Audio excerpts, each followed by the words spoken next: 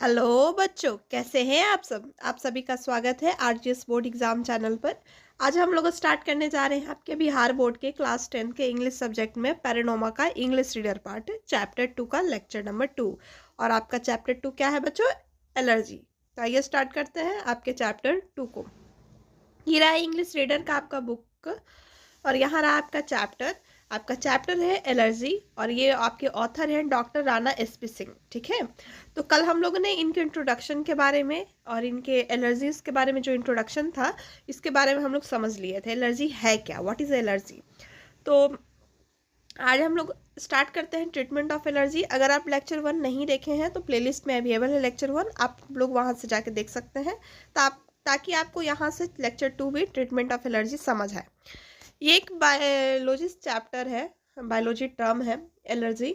और यहाँ से आप लोग को आज ट्रीटमेंट सीखना है कि ट्रीटमेंट ऑफ एलर्जी क्या है। अगर किसी को एलर्जी होती है तो उसका ट्रीटमेंट क्या है, उपचार क्या है बच्चों।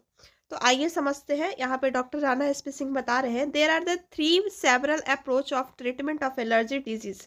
यहाँ पे बताया जा रहा है कि 3 ऐसे रास्ते हैं, अप्रोच है, जहाँ पे से जो एलर्जी डिजीज बीमारी जो है, इस एलर्जी बीमारी से इसको उपचार किया जा सकता है। Such as allergy treatments, avoidance of allergens, medication of relief symptoms and allergy shots. देखिए यहाँ पे 3 बताया गया। एक एलर्जियंस जिसमें अवॉइड करे, जो भी एलर्जी है उस चीज़ को ना उससे बचने का कोशिश करे।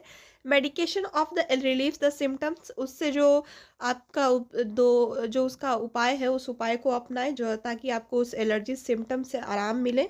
एलर्जियन सॉर्ट, एलर्जी सॉर्ट जो भी है उसको देखें। तो आइए पहला सजेशन जो है, अवॉइड द एलर्जियंस। एलर्जी को कैसे अवॉइड करें, तो उसमें पहला है कि wear the pollen mask when you moving the grass और हाउस क्लीनिंग। पोलन मास्क इसलिए कहा जा रहा है बच्चों, जब फील्ड में, यहाँ पे फील्ड होता है, खेती होती है, वहाँ पे जो पॉलन का जो नेचुरल अवे है, उससे जो है पॉलन से भी किसी किसी को एलर्जी होती है। तो उसके लिए आपको पहले फील्ड में जाने से पहले आपको पॉलन मास्क पहनना चाहिए। जहाँ पे अगर आप मूव कर रहे हैं ग्रास एरिया में, हाउस क्लीनिंग में, तो आप वहाँ पे पॉलन मास्क जरूर पहने। दूसरा है stay the indoor and morning time में आप अंदर ही रहें। When the pollen counter is it highest at the winter days, जब स्प्रिंग सीजन होती है, विंटर डेज होते हैं, जब हवाएं ज़्यादा चलती है, तब वहाँ पे पॉलन का जो मात्रा है हमारे प्रकृति में वो ज़्यादा होता है। तो वहाँ पे कोशिश करें कि वो बचे। Read the end understand the food label and for the people of food allergies. कोई भी फूड लेबल जो आपका फूड लेबलिंग जो आता है उसको पहले अच्छी तरह से रीड करें, समझे तब, ताकि आपको जो फूड एलर्जी से प्रॉब्लम है वो आपको ना हो। Keep the Windows and door closed during the heavy pollination season. Spring season में ऐसे कहा जाता है काफ़ी ज़्यादा बसंत ऋतु होती है तो पॉलिनेशन काफ़ी अच्छा होता है प्लांट में, फील्ड में। तो उस वक्त अपने रूम के विंडो को और डोर को हमेशा बंद रखें ताकि आपको पॉलिनेशन से जो एलर्जी हो बचाव हो सके। Rid the home of the indoor plant and other source of mildew. कहा जा रहा है कि जो भी आपको इंडोर प्लांट है उसको रखें ताकि आपको उससे अच्छा लगे आपके घर को और आपको उससे रिलीफ मिले। Don't allow to be dander producing the animals in the house. कोई भी जानवर को अपने घर में मतलब जल्दी आने का अलाउ ना करे, क्योंकि उससे भी आपको एलर्जी हो सकता है। Change the feather pillow, woollen blanket and clothing to cotton और सिंथेटिक मटेरियल। हमेशा फेदर पिल्लो जो आपका रुई का जो फेदर पिल्लो जो होता है, रुई होता है उसमें, जिसमें पिल्लो तकिया वगैरह में जो रुई डाला उसको हमेशा चेंज करते रहे। वुलन ब्लैंकेट जो है उसको हमेशा चेंज करते रहे। जो कॉटन कपड़ा है जिसमें काफ़ी गर्मी में स्वेटिंग ज़्यादा होता है तो उसको चेंज करते रहें। सिंथेटिक मटेरियल को चेंज करते रहें ताकि इससे आप एलर्जी से बच सकें। Enclose the mattress and box spring and pillow the plastic barrier cloth। कि जो भी आपका मैट्रेस वगैरह घर में हो उसको प्लास्टिक से रखें ताकि किसी और चीज़ का पॉलिनेशन आपको ना उससे इफेक्ट हो। Wash seated matters pad blanket blinking hot water and at least 130 degree Fahrenheit. हमेशा अपने गर्म पानी पिए जहाँ पे 130 डिग्री फ़ारेनहाइट हो उस पानी का हो। अपने जो सीट है उसको हमेशा साफ़ रखें। मैट्रेस पैड को हमेशा साफ़ रखें। ये सारी चीज़ को साफ़ रखने के लिए कहा जा रहा है सप्ताहों में। Remove the carpet and upholstered furniture and drastic measure. जो भी भी कारपेट वगैरह उसको रिमूव करके साफ करते रहे ताकि उसमें जो गंदगियां हैं वो निकलते रहे। Use the acaricides chemical kills to house dust mites and tannins the acid salt solution neutralise allergy in the mite dog. जो भी है घर में जो छोटे छोटे जो जानवर वगैरह होते हैं उसके लिए आप एसिसाइड यूज कर सकते हैं ताकि वो मर जाए, ताकि आपको कोई परेशानी ना हो। कॉकरोच हो गया, चूहा हो गया, ये सारी चीज़ों को आप यूज कर सकते हैं, टैनिंग एसिड और एस्टिक। फिर करा some use the house the can you afford. आप जिसको आसानी से ले सकते हैं वो है use air condition in the house and car. अपने हाउस में और कार में हमेशा एयर कंडीशन रखें ताकि आपको आराम मिले एलर्जी से। Use air filter, air filter को भी रखें ताकि आपको जो भी पॉल्यूशन है आपके आसपास उसको ऑब्जर्व कर ले। यूज अ डीह्यूमिफाइड, हम नमी वगैरह जो नहीं होते हैं हमारे के लिए उसको लिए भी डीह्यूमिफाइड को यूज़ करें। फिर कह रहा है ग्लोसरी एंड नोट्स से आप देखिए कुछ ऐसे ट्रीटमेंट है जिसको आप यूज़ कर सकते हैं एलर्जी में। ट्रीटमेंट क्या है ग्लोसरी से? Clinical A doctor can perform the following procedures: access and extends vicinity of allergy of disease, take appropriate measure if the disease is proceeding toward the several complication। एक doctor के जो procedure है, जो doctor जैसा बताते हैं कि अब अगर आप डॉक्टर से ट्रीटमेंट करने जा रहे हैं उनके क्लिनिक में, तो जैसा वो रास्ता बताते हैं, प्रोसीड्यूर देते हैं, उसके अकॉर्डिंग अपने डिजीज़ को, अपने एलर्जी डिजीज़ को अपने ऊपर उस पर काम करें ताकि आपको कोई कॉम्प्लिकेशन ना हो इस डिजीज़ में। Family history and nature of symptoms, पहले की भी जो जेनेटिक कुछ प्रॉब्लम होते हैं उसका कुछ नेचर होता है उसको जाने। फिजिकल एग्जामिनेशन एंड इन्वेस्टिगेशन, अपने फिजिकल टच में हम लोग जो आते हैं कहीं आसपास जाते हैं तो उसको भी अच्छे तरह से एग्जाम करें।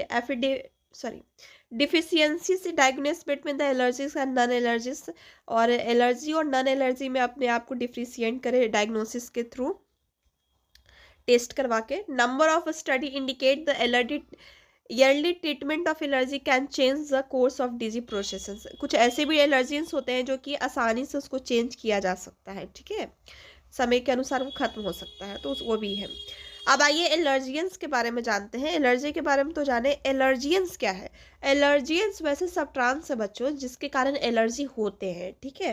तो देखिए पहला दिया गया any substance capable for producing the allergy. वैसे सब्सटेंस, वैसे पदार्थ जो एलर्जी को प्रोड्यूस कर दे उसको कहा गया एलर्जियंस। एलर्जियंस आर द टू टाइप्स, दो टाइप का है, एक सीजनल है, दूसरा पेरिनेल है।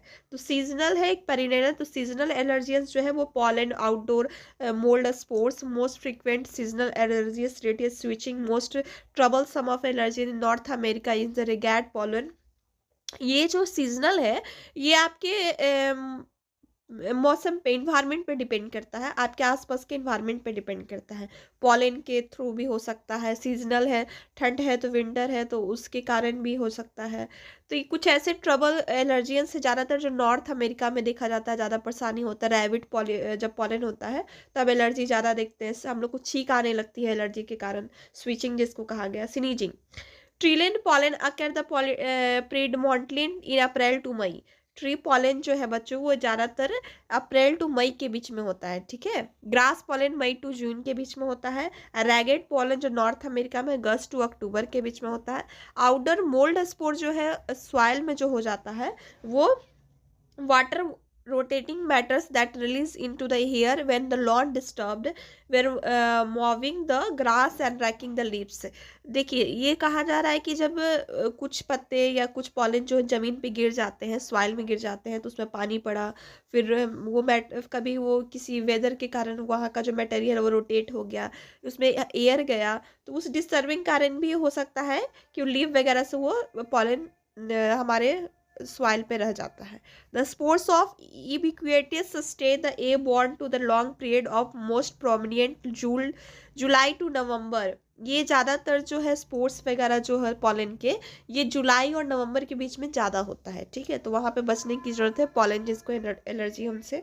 Perennial allergy cause by indoor mould spores, ये ज़्यादातर होता है घर के अंदर ही हो जाता है, ठीक है, ये अंदर में ज़्यादा होता है। जैसा हाउस डस्ट मैट से, घर में अगर कुछ ज़्यादा डस्ट हो जाता है उससे हो जाता है।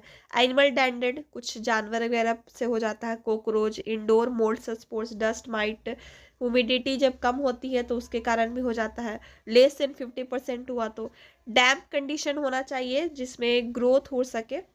Hyper reactivity in denoting the increase the response of stimuli. Hyper reactivity का मतलब ज़्यादा हम लोग उस पर रिस्पॉन्स हो जाता है, ज़्यादा हम लोग उस पर एक्टिविटी हो जाती है। Obstruction blocking of the land or of opening, हम लोग जो लैंड ओपनिंग का जो रास्ता है उसको ब्लॉक कर देते हैं। एलर्जी क्या है? Sensitive of the body to substance which in themselves are not irritating normal educated susceptibility और टू वेरियस फॉर्गन और सबस्टेंस। हमारे शरीर पे वैसे तत्व, वैसे पदार्थ हैं जो हम आपको कभी कभी इरिटेट नहीं करते हैं, लेकिन हमारे लिए कहीं ना कहीं अंदर ही अंदर वो सब ट्रांस जो है खराबी कर जाते हैं। ठीक है, एलर्जियस कंडीशन में देखिए यूलैटिक है, स्वाक है, ब्रोनिकल अस्थमा है। ये अस्थमा क्या है? हमारे डस्ट पॉल्यूशन, एयर पॉल्यूशन के कारण हो जाते हैं। एलर्जी रेट है, इजिमा है, तो ये सारे चीज़ें जो अंदर ही हो जाते हैं। हीमोग्लोबिन भी एक तरह से हीमोग्लोबिन में देखिए a type of protein act on the antibody form by the lymphocyte और प्लाज्मा सेल। हमारे शरीर में जो प्रोटीन होते हैं उसके भी टाइप होते हैं बच्चों, और उसमें जो एंटीबॉडी होते हैं, जब हम एंटीबॉडी जब हमारे इम्यून सिस्टम को जो स्ट्रांग बनाते हैं, उसमें एक लिम्फोसाइट होते हैं और प्लाज्मा सेल होते हैं। ये दोनों जो है ब्लड का ही पार्ट है बच्चों। जैसे इन्फ्लेमेंट्री है, इन्फ्लेमेंट्री में क्या खराबी हो जाता है? तो relative to having the inflammation, किसी चीज़ का खराबी होना। इन्फ्लामेशन है तो swelling of any part of body, कहीं भी हमारे बॉडी में स्वेलिंग जो हो जाता है। Hay fever one of the allergens affecting by nose and eyes and prevailing in the fall. ज़्यादातर ये जो हैग फीवर है हमारे नाक के द्वारा प्रभावित होता है, आँख से प्रभावित होता है। जेनेटिक रिलेटेड टू रिप्रोडक्शन, जो हमारे चला आ रहा है जेनेटिक, उससे रिप्रोडक्शन से रिलेटेड हो जाता है। Beginning mild and not melting, फिर जेनेटिक है रिलेटेड टू रिप्रोडक्शन, यही चीज़ आपको बताया गया है। पॉलन के बारे में जैसे है बच्चों, मेल पॉलन सेल के बारे में यहाँ है।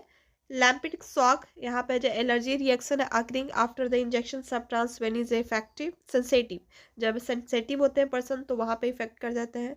गैस्ट्रो इंस्टर्नल में देखिए स्टोमच में, इंस्टाइन में यहाँ पे इफेक्ट होते हैं। मेडिसिन में ड्रग्स वगैरह जो लेते हैं वो एक तरह से कहीं ना कहीं एलर्जी है। हिस्टामिन भी है, तो हिस्टामिन क्या है? तो एक केमिकल सब्सटेंस है जहाँ पे बॉडी टिश्यू पे पावरफुली गैस्ट्रिक सिक्रिएशन करता है हिस्टामिन। ठीक है, हमारे इंस्टाइन में होता है। और ये फार्मामेट्रिकली रिलेटेड टू फार्मेसी और ड्रग के रिलेटेड है। Immune not substitute to infection, infection से बचने के लिए। Mildew directive the growth of the plant, उसको रोकने के लिए है। तो ये सारा चीज़ था बच्चों, और यहाँ से आपका एक्सरसाइज है। आप यहाँ, आई होप आपको चैप्टर समझ आया होगा और कोई ज़्यादा क्वेश्चन आंसर हार्ड नहीं है, आप लोग कर लीजिएगा। और अगर लेक्चर पसंद आया तो लाइक और सब्सक्राइब शेयर करें, और अपने दोस्तों में भी शेयर करें ताकि उनका भी ये चैप्टर समझ आ सके, अपने एग्जाम के प्रिपरेशन को अच्छे कर सके। Thank you so much.